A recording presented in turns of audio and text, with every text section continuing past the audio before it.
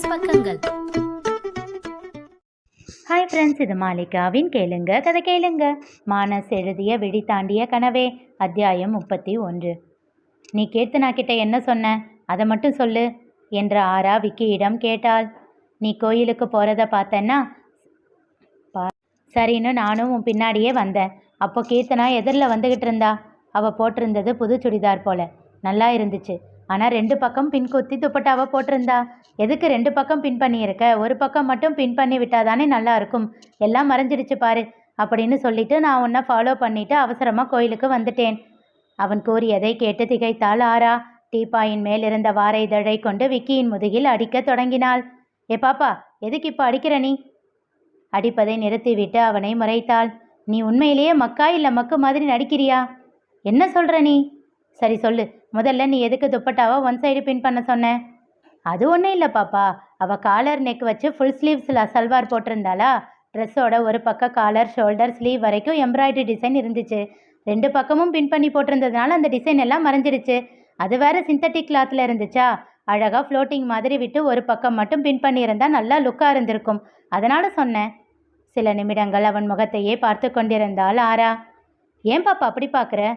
சொல்கிறத ஒழுங்காக நிதானமாக கிளியராக அவகிட்ட சொல்லியிருக்கலாம் இல்லை? ஏன் இப்போ என்ன ஆச்சு? நீ டபுள் மீனிங்கில் அசிங்கமாக பேசினதா நினச்சிட்டா வழுதுருக்கா. என்ன டபுள் மீனிங் என்றான் புரியாமல். புரியாத மாதிரி ரொம்ப நடிக்காதடா என்றாள் கோபமாக அவனை முறைத்து கொண்டே. சத்தியமாக எனக்கு புரியல பாப்பா என்றவன் சில நொடிகள் யோசித்தான்.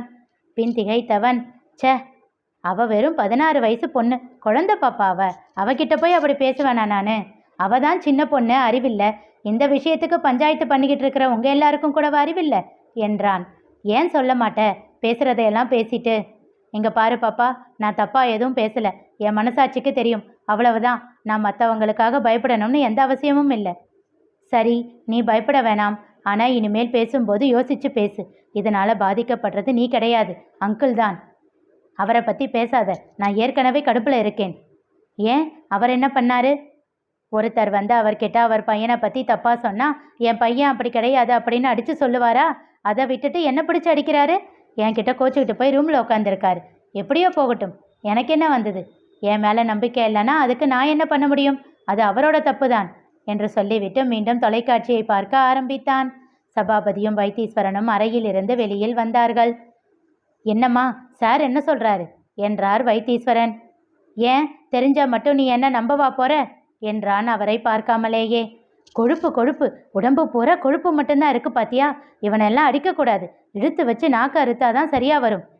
வா வா, நீ வந்து அறுக்கிற வரைக்கும் நான் சும்மா பூ பறிச்சிட்டு இருப்பேன் பாரு. டேய் விக்கி, சும்மா தான் இரண்டா என்றார் சபாபதி. அப்பா, முதல்ல அவரை சும்மா இருக்க சொல்லுங்க, தேவையில்லாமல் என்ன கடுப்பேற்றிக்கிட்டு. யாருடா, யாரை கடுப்பேத்துறா? உன்னை பெற்றதுக்கு என்ன எல்லாம் பண்ண முடியுமோ எல்லாத்தையும் பண்ணிக்கிட்டு இருக்க. இன்னும் எங்கே எல்லாம் என்னை அசிங்கப்பட வைக்க போறியோ? நீயா தேவையில்லாமல் அசிங்கப்பட்டா அதுக்கு நான் பொறுப்பில்லை. மீண்டும் அவனை அடிக்க வந்தார் வைத்தீஸ்வரன். சபாபதி அவரை இழுத்து பிடித்து கொண்டார். வைத்தி, இருடா, தேவையில்லாமல் அவன்கிட்ட ஏன் பேசிக்கிட்டு இருக்க? அப்புறம் உன்னோட உடம்பு தான் கெட்டு போகும். போகிறேன், போய் தொலைகிறேன். இல்லைன்னா இவனையே எதையாச்சும் எடுத்துகிட்டு வந்து என்னை சாவடிக்க சொல்லிடு. ஒரே அடியாக நிம்மதியாக போய் சேர்ந்துடுறேன். எதுக்கு? உன்னை கொலை பண்ணிவிட்டு கொலை கேஸில் நான் ஜெயிலுக்கு போகவா? நல்லா பிளான் பண்ணுற நீ. தலையில் கை வைத்து அமர்ந்து விட்டாள் ஆரா. ப்ளீஸ்டா, கொஞ்ச நேரம் அந்த வாயை மூடித்தா தொலையேன் என்றாள். மூட மாட்டான், அதை மட்டும் மூடவே மாட்டான் என்றார் வைத்தீஸ்வரன் கோபமாக. நான் எதுக்கு வாயை மூடணும்? உனக்கு வேண்டாம்னே நீ காது பொத்திக்கோ என்றவன் டிவியின் சத்தத்தை ஏற்றி வைத்தான். வைத்தீஸ்வரனின் கோபம் எக்கச்சக்கமாக எகிரியது.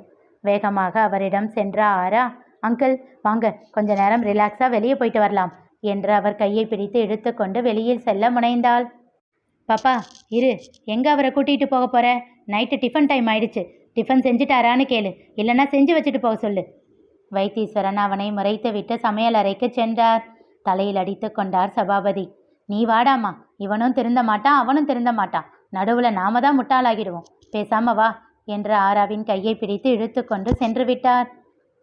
இரவு எல்லா வேலைகளையும் முடித்துவிட்டு வைத்தீஸ்வரன் அறைக்கு வர அவர் அறையில் உறங்கிக் கொண்டிருந்தான் விக்கி. கோபமாக சென்று அவனை எழுப்பினார். எதுக்கு இப்போ என்ன எழுப்புற? போய் ஊர் ரூமில் தூங்குடா. எதுக்கு என்னோட ரூமில் தூங்கிட்டு இருக்க? ஊர் ரூமில் படுக்கக்கூடாதுன்னு ஏதாச்சும் சட்டம் இருக்கா என்ன? நான் இன்னைக்கு இங்கே தான் படுப்பேன். உன்னால் என்ன பண்ண முடியுமோ பண்ணிக்கோ. என்னால் தான் உன்னை எதுவுமே பண்ண முடியலையே. அப்போ பேசாமல் படுத்து தூங்கு. எப்படிடா கொஞ்சம் கூட சொரணையே இல்லாமல் நீ இப்படி இருக்க? உன்கிட்ட நிறைய இருந்தால் கொஞ்சம் எனக்கு கொடு. கடவுளே, இவனை வச்சுக்கிட்டு என்று மனதிற்குள் புலம்பியவர் அமைதியாக அவன் அருகில் சென்று படுத்து உறங்கத் தொடங்கினார். ஏனோ மனம் மாலை நிகழ்ந்ததிலேயே இருக்க உறக்கம் வராமல் புரண்டு புரண்டு படுத்தார். இப்போ எதுக்கு சும்மா சும்மா பெட்டை ஆட்டிக்கிட்டே இருக்க? அமைதியாக தூங்க மாட்டியா நீ? டேய், அதுக்கு தான் சொல்கிறேன், நீ வேணும்னா உன் ரூமில் போய் தூங்குடா. முடியாது, இங்கே தான் தூங்குவேன். நீ பெட்டை ஆட்டாமல் தூங்கு. தலையெழுத்துடா உன் கூட என்று தலையில் அடித்து கொண்டவர் கண்களை மூடி உறங்க முயற்சித்தார். சிறிது நேரத்தில் உறக்கம் அவரை தழுவ அமைதியாக உறங்கிவிட்டார். அகிலை உறங்க வைத்துவிட்டு அவன் அருகில் படுத்து அவன் முகத்தையே பார்த்து கொண்டிருந்த ஆராவிற்கு நினைவெல்லாம் விக்கியை சுற்றி சுற்றி வந்தது. வைத்தீஸ்வரனின் வலி நிறைந்த முகமும் மனதிற்குள் வந்து போக, இவன் ஏன் இப்படி இருக்கான் என்று யோசித்து கொண்டிருந்தாள் ஆரா. பழகுவதற்கு இலகுவாக, பார்ப்பதற்கு சிரித்த முகமாக இருக்கும் விக்கி உண்மையில் இரும்பை போல் திடமானவன் என்று அவளுக்கு தோன்றியது. அவனை அவ்வளவு எளிதில் வளைக்க முடியாது என்று புரிந்தது. அவனை வளைய வைக்க உதவும் நெருப்பு எது என்று சிந்தித்து கொண்டே இருந்தாள். உறக்கம் இல்லாமல் வெகு நேரம் யோசித்து கொண்டே இருந்தவளுக்கு திடீரென்று ஒன்று தோன்றியது. சரி, முயற்சி செய்து பார்க்கலாம் என்று தனக்குள் முடிவு செய்து கொண்டு உறங்கி போனாள். காலையில் வைத்தீஸ்வரன் கண் விழித்த போது அவர் பார்த்தது தன் அருகில் குழந்தையைப் போல் உறங்கிக் கொண்டிருக்கும் விக்கியை தான். எழுந்து அமர்ந்தவர் அமைதியாக அவன் முகத்தையே சில நிமிடங்கள் பார்த்து கொண்டு இருந்தார். இரவு உறங்கும் போது மனதில் இருந்த பாரம் சிறிது குறைந்து விட்டதாக தோன்றியது. நிச்சயமாக விக்கி இங்கே வந்து உறங்கி இராவிட்டால் எதையோ யோசித்து கொண்டே இரவு முழுவதும் உறக்கத்தை தொலைத்து விட்டிருப்பார். அவரோடு சண்டை போட்டுக்கொண்டு அவன் இங்கேயே இருந்ததால் தான் தனக்கு நிம்மதியான தூக்கம் கிடைத்ததாக உணர்ந்தார். ஒருவேளை அதுக்காகத்தான் நேற்று ராத்திரி இவன் இங்கேயே தூங்குனானா என்ற எண்ணம் அவர் மனதில் எழுந்தது. இவனுக்கு அப்படியெல்லாம் யோசிக்க தெரியுமா என்ன என்று தன்னைத்தானே கேட்டுக்கொண்டு அவன் முகத்தை பார்த்தார். சிறு பையனாக அவனை தூக்கியதும் கொஞ்சியதும் அவர் நினைவுக்கு வர அவன் மேல் இருக்கும் பாசம் அவர் மனதை நிறைத்தது. உறங்கும் அவனின் தலையை வாஞ்சையாக வருட சட்டென்று அதனை தட்டி விட்டான் விக்கி. மற்றவங்க சொல்கிறத கேட்டு என்னை சந்தேகப்பட்டுட்டு இப்போ எதுக்கு வந்து கொஞ்சிக்கிட்டு இருக்க? கண்களை திறக்காமலேயே கேட்டவன் முகத்தை திருப்பிக் கொண்டு உறக்கத்தை தொடர்ந்தான். அதை கேட்டு அவர் மனதிற்குள் வலி உண்டாகியது. அப்படியென்றால் உண்மையில் இவன் மேல் எந்த தவறும் இல்லையா?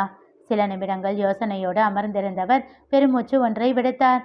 பின் எப்பொழுதும் போல் வேலைகளை செய்ய ஆயத்தமானார். ஏற்கனவே முடிவு செய்து வைத்திருந்தது போல் அன்று காலை அலுவலகத்திற்கு கிளம்பும் போது ஜமுனாவிடம் சொல்லிவிட்டு கிளம்பினாள் ஆரா.